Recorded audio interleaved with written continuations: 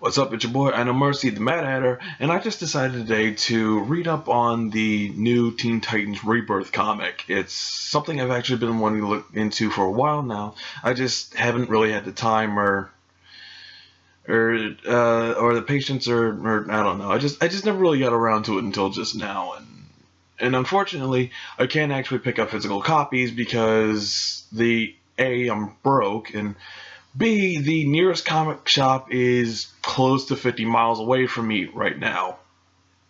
Such is the wonders of living in buttfuck nowhere, Virginia.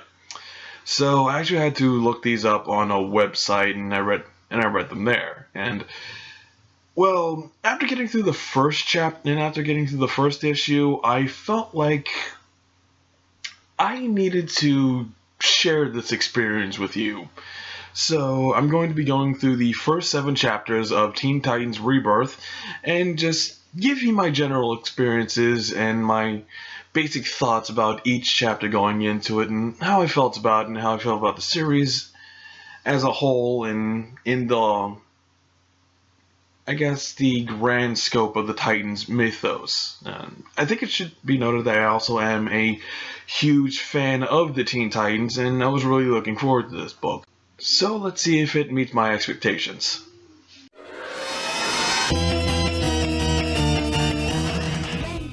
So, okay, I think a lot of people kind of had the same issue I had when they saw the first cover for Teen Titans Rebirth, and that being Damian Wayne. And the thing is, I don't hate Damian.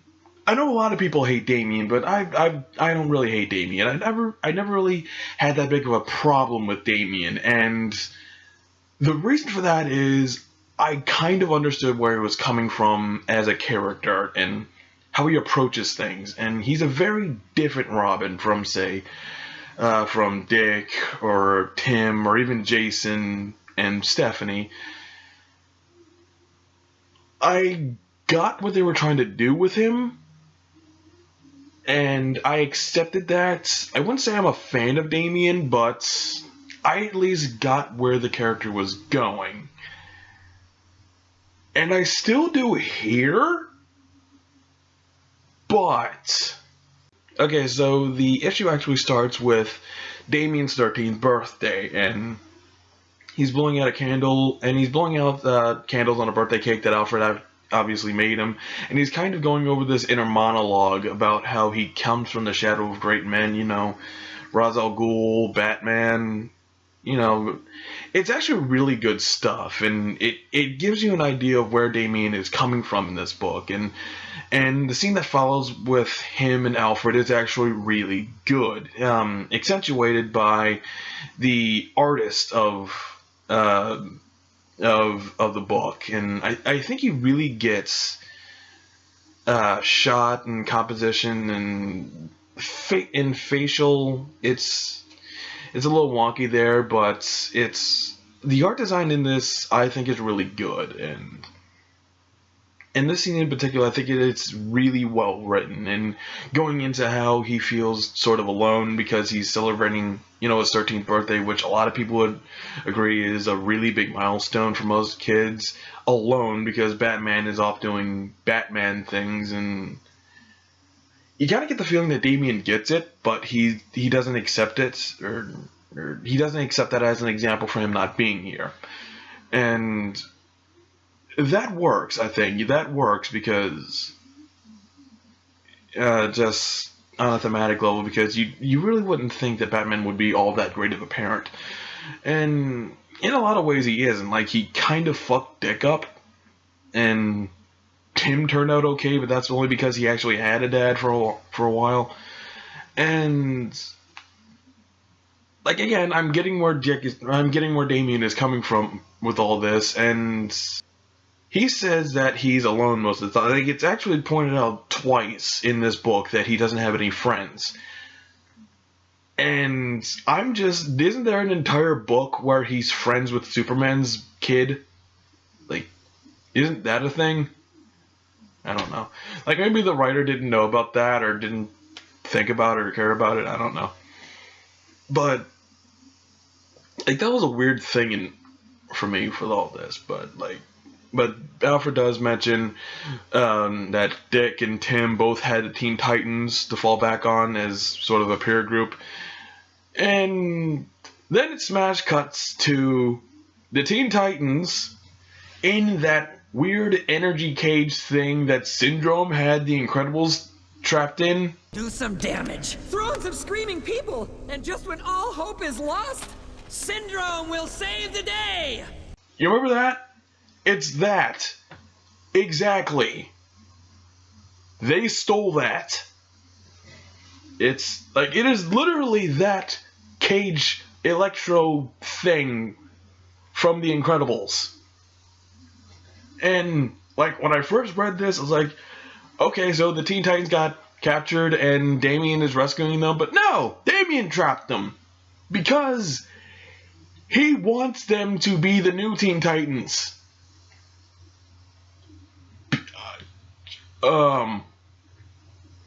And when the Titans very obviously asked the question that any sane, rational person would, why the fuck would we join you when you fucking kidnapped us? He says, well, if you don't, I'll kill you. And then he shows like a hologram with targets on all 5 Titans, including him. It's okay. And the reason he did, like, again, I understand where he's coming from. I don't agree with it. I think it's stupid. And I think he's smarter than this. But I get it.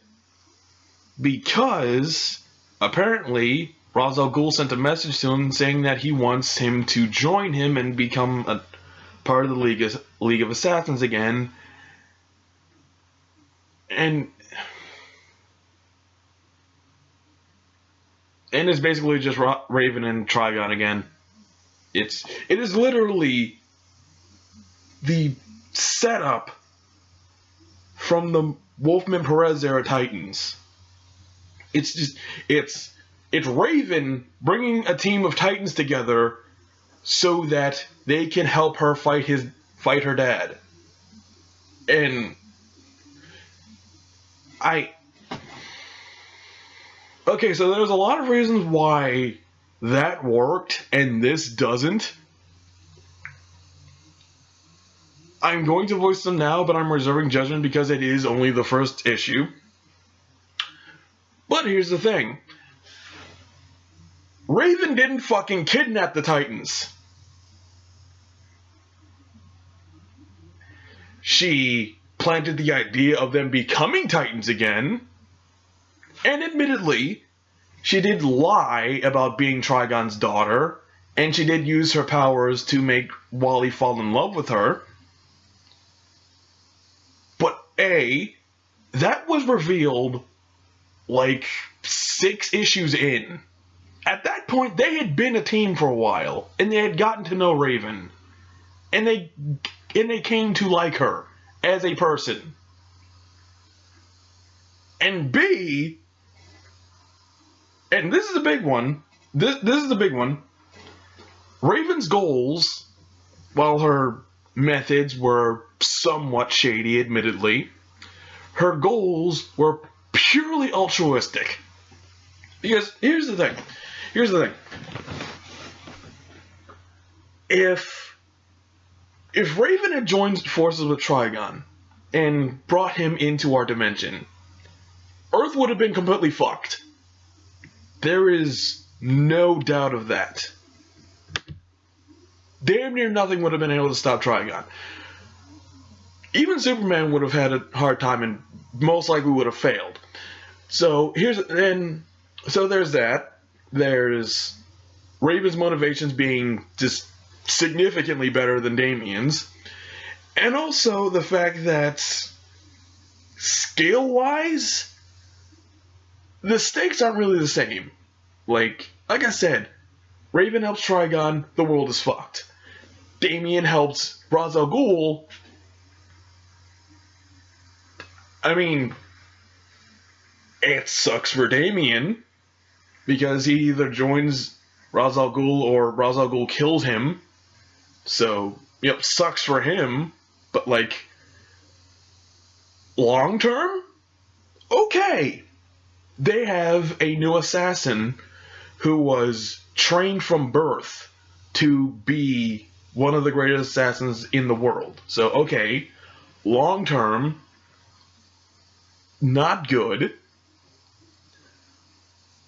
Doesn't quite compare to the imminent threat of outer space Satan turning the world into a literal hellscape within a couple of days. You see the problem here. It's a matter of scope, you see, because... Oh, and also, Raven didn't threaten to fucking kill them if they didn't join. There's that, so... There's the immediate trust issue, and there's absolutely no reason why the Titans would trust Damian right off the bat. Thereby, if the whole death threat thing had come... No, okay. Yeah, I was gonna say, if it had come later, they could have... No. It's just... When you start the book off with the person trying to bring the team together, threatening to kill the other members of the team... I don't think I should have to explain why that's not good storytelling.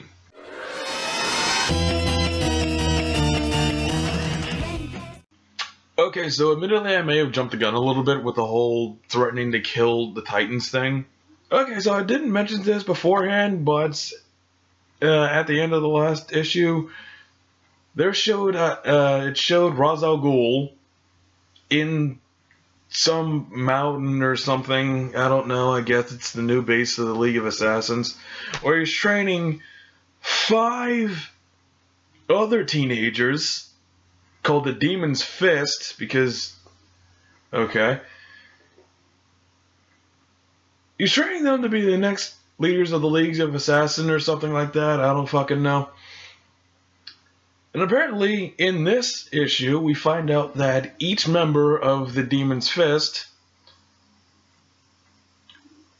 has targeted each of the Titans that Damian kidnapped to be their first kill. And okay, I get him going to them now and going to these specific characters. Doesn't excuse him kidnapping them at all, because that was still really stupid. And again, the parallels between this stupid story and the original Raven Trigon thing grows because he doesn't tell them that he's Ra's al Ghul's grandson. And they find out in this chapter, which is just why, here's the thing. So far, the book isn't bad. It does stupid things, but the basic quality of the story isn't terrible. Damian's decision to not just go to each of the Titans and explain shit, but resorting to kidnapping them seems stupid and counterproductive to your goal of building a team. Not telling them everything seems stupid, because if you say that, hey, I'm Batman and I'm related to Batman and Ra's al Ghul, it's not, you're still related to Batman, so you have that ingrained trust. Raven not telling the Titan that she was Trigon's daughter, that made sense. Why in God's name would you tell someone that you're related to a demon that you're trying to fight? And again, she actually took the time to earn their trust before they found that out. Sure, their trust was shaken, but they eventually said, you know what, Raven's our friend, we should at least give her the benefit of the doubt. The Titans here don't really have that leeway with Robin, because they found out like the same day they met him, and also the same day he kidnapped them. So they have almost no reason to trust him other than these 5 psychopaths are all trying to kill them. And like that's it can go better places than this. This is not a strong start. Also, I didn't mention it before, but I actually really like the designs of all the Titans in this. Beast Boy actually isn't all that different than how he looked in the New 52, and I'm actually cool with that because I like this New 52 design. Kid Flash, they're going with the black Wally West, which is odd because Titans Rebirth has the ginger Wally West, and I'm curious how that whole thing is gonna work out, but whatever. Starfire and Raven are honestly my 2 favorite designs in this book. I like how they handled Raven's design. They kept the traditional design and even added the ruby belt buckle from the cartoon, but also kept in some of the more sinister, demonic type elements of her design, like the feather cape and having clawed nails. And it's a small thing, but adding like little tips of red to the ends of her hair it's kind of a cool design. It really does kind of feed into the whole gothic nature of the character that has always been there, but I feel has never really been accentuated before. And Starfire design is great. It's not as revealing as you might think, but it works for her. Like, it still gives off the whole alien warrior vibe and still being pretty fucking sexy. Like, the designs in this are really great. I just wish that the artist from the last issue was still working on this, because I think it feels like this had like 3 artists on it, or maybe it was the same penciler but like different inkers and colorists. I don't know. And the art in this one was wonky. I'm not sure I liked it, but it's like otherwise it was like.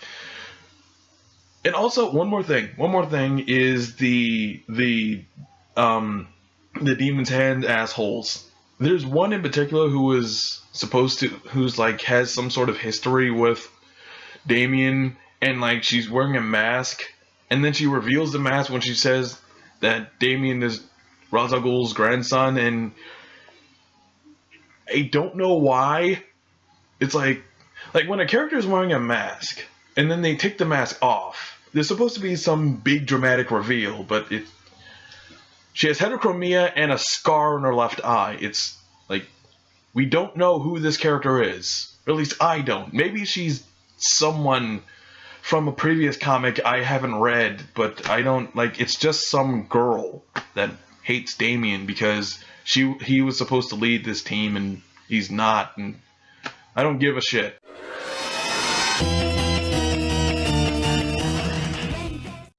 Is this book ever gonna have a consistent fucking art style? Okay, so we start off.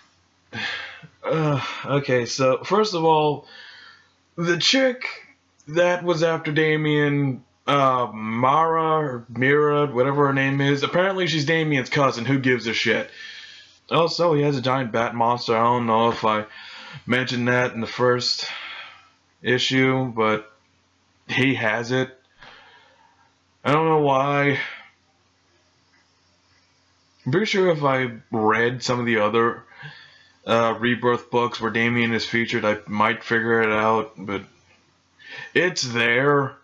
So the Damian manages to get the Titans all away from the Demon's Fist and make camp somewhere, and Damian finally comes out and actually explains what the fuck is going on with him and Ra's al Ghul and all that, and it's probably one of the best written scenes so far with Damian interacting with the Titans, because the other scenes were just annoying or exposity, or I mean, this is pretty heavy exposition too, but it's good exposition because it's the Titans actually bonding in some way, which is good. And And when Damian explains, you know, how he's Ra's al Ghul's grandson and he was supposed to inherit the League of Assassins and everything like that, all the other Titans explain how their lives are kind of fucked up by their family. You know, Blackfire being a sociopath, Raven and everything that entails. Apparently, this version of Wally, his dad is the Reverse Flash, which is okay. Like, I can dig that. Yeah, I actually don't know that much about Black Wally, but okay, yeah, I can dig this. And Beast Boy has his own issues to deal with, but they aren't as relevant as the other ones. It's just more he had a fucked up past, and he's kind of trying to make up for it by joking around and trying to be a hero, which is basically Beast Boy's character. And I actually kind of like how he's more jokey and flirty with Starfire and stuff like that. Oddly, he doesn't try and hit on Raven, which is genuinely surprising because it seems like that's been a big thing with big character dynamic between the two. Is like Beast Boy has a thing for Raven and they're a thing, but maybe not, and it has a lot to do with the Teen Titans cartoon. But here, it's actually Wally and Raven getting together, which, not getting together, but getting to know each other. Like, he actually asks her how her magic works, and she mentions that no one has ever done that before, and I like that. It's like they're actually coming together. But then Damian, I get why.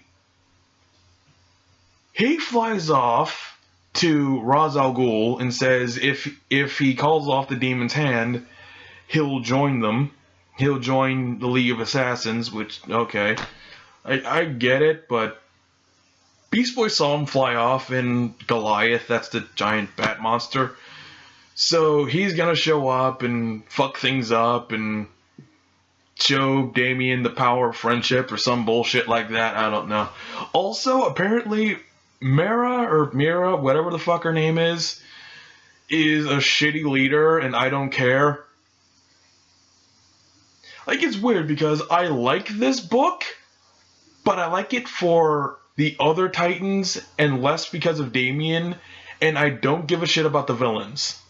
I mean, I give a shit about Ra's, because Ra's al Ghul is fucking awesome, but like, these demon hand assholes, who gives a shit? I don't care. I want them to go away so they can fight cool villains.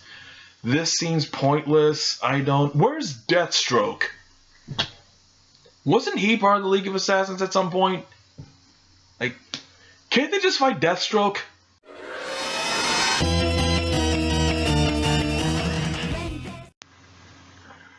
Okay, so I'm not really sure if I should say this is my favorite issue so far or what, because on one hand, it has more of the Titans and less Damian.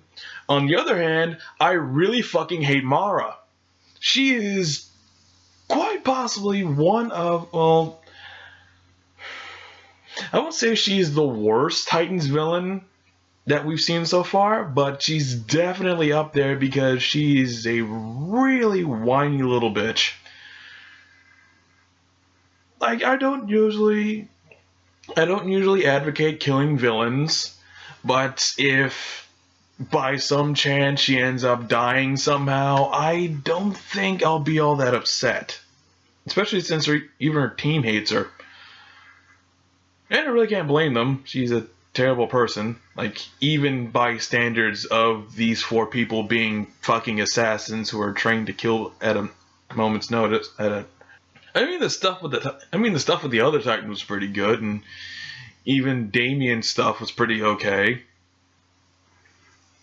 Wasn't a lot of it, but what was there was pretty good. And obviously, Ra's al Ghul didn't just welcome Damian back with open arms, because that wouldn't make any fucking sense.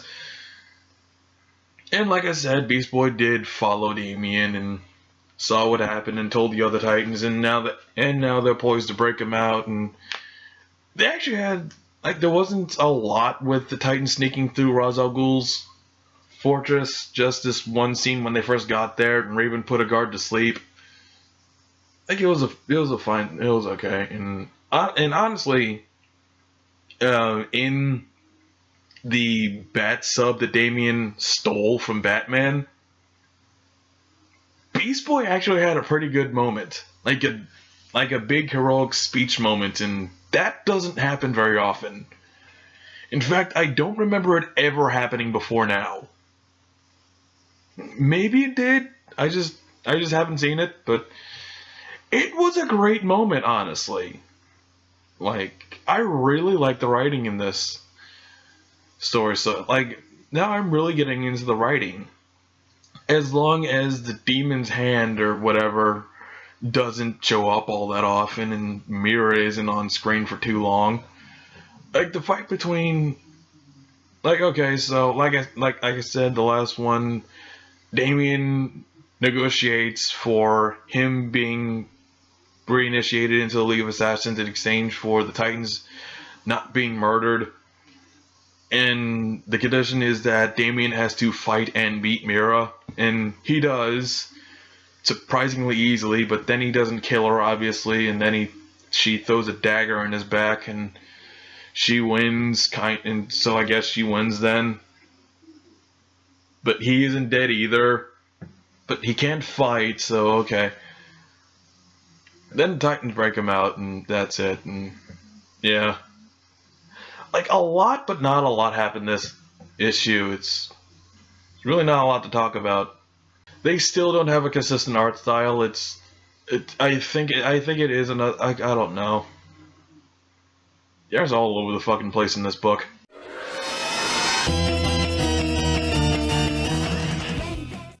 So we come to the exciting first story arc of Teen Titans Rebirth, and yeah, it's okay.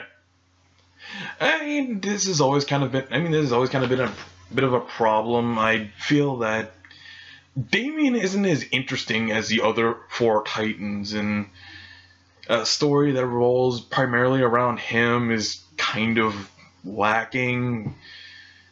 And honestly, like, I get him being on the Titans, and I think for his character, it's a good idea. But having the first major story be centered on him, I don't know. I just feel like it was not the best place to start, because there's a lot of rough edges to smooth out here, and I don't know. It just seems like it wasn't the best move. So apparently there is some resolution with the whole demon fist or whatever the fuck. Like, I keep fluctuating between Demon's Hand and Demon's Fist. It's something like that. I don't really care. But apparently, Damian actually knows the basic histories of all of the members of the Demon's whatever, and he explains it to them, and apparently Roz told them that their parents gave them up, and in fact, he kidnapped them when they were babies and raised them to be assassins, and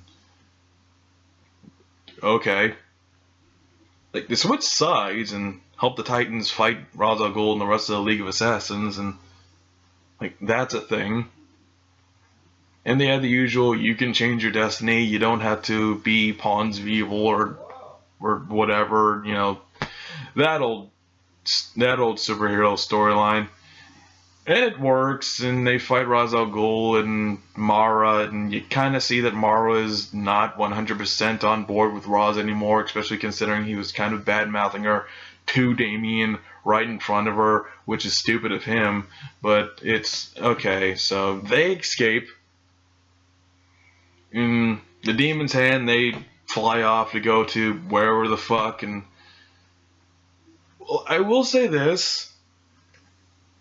If this was the New 52, the Demon's Hand would have gotten their own book, and it would have gotten canceled after like 3 issues because no one gives a shit. But I mean, if they showed up again, I wouldn't have a problem with it. Like, the actual fight scene between the Titans, the Demon Hand, and the League of Assassins, that was actually pretty good. with the two opposite sides kind of complementing and working together with each other. Like one of the funniest lines is when the girl who's trying to kill Raven, whose powers are basically the same as she can make shit decay. There's an X-Men with the exact same power. I can't remember his name, but she was fighting with Raven. She was fighting with Raven, and she teleports a guy, and she asks, "Did you sell into like some hellish dimension?" And Raven is like, "No, I sold into a McDonald's restroom in Nebraska." Same thing, basically. Like that was a funny bit. I like that. I really love Raven in this book, and Starfire. She's awesome too. Wally's great. Gar's awesome. Damian's getting there, and that's kind of the point of the book, I guess. Damian's getting there.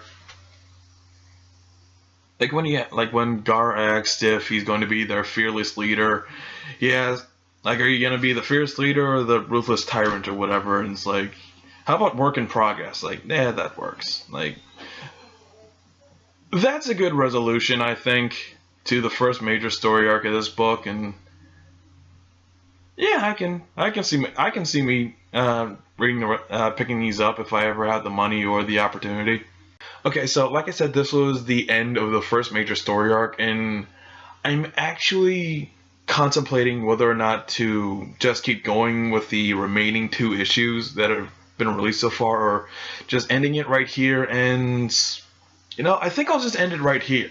I might come back later when the next story arc ends, and apparently they're adding a new Titan, and I think that's gonna be pretty cool. And seeing the team expand, seeing a new player plopped in, seeing how their dynamic might change. I still don't think Damian should be the leader. I mean, I know it's tradition that Robin be the leader of the Titans, but I really don't think that would work in this case, because while he's a better leader than Mara, that doesn't mean he's a good leader. And he's also a better leader than Tim. I like Tim Drake a lot, but here's the thing. Scott Lobdell did a shitty job with Robin in New 52 Teen Titans. Like, I don't know how the book fared later on, like in the last year or so. Maybe it got better. I know he died. I know Tim died somehow. But, Tim did a really shitty job leading the Titans at the beginning. So, Damian's at least... Okay, I don't want to say he's better, but... it's different. It's more positive. Let's put it like that. He's a more positive leader than Tim Drake, which is odd to say for a number of reasons, but I honestly think that maybe Starfire would be a better leader, or the Titan they're actually introducing is Aqualad, Koriand'r to be specific. So maybe he'd be a better leader. I mean, he was in Young Justice. I'm just saying. So yeah, I don't think Robin should be the leader, but that's just me. Maybe he'll step down and let Koriand'r be the leader in the next story arc. I don't know. We'll see. And well, thank you guys for watching. I'm I Know Mercy. I'll see y'all later.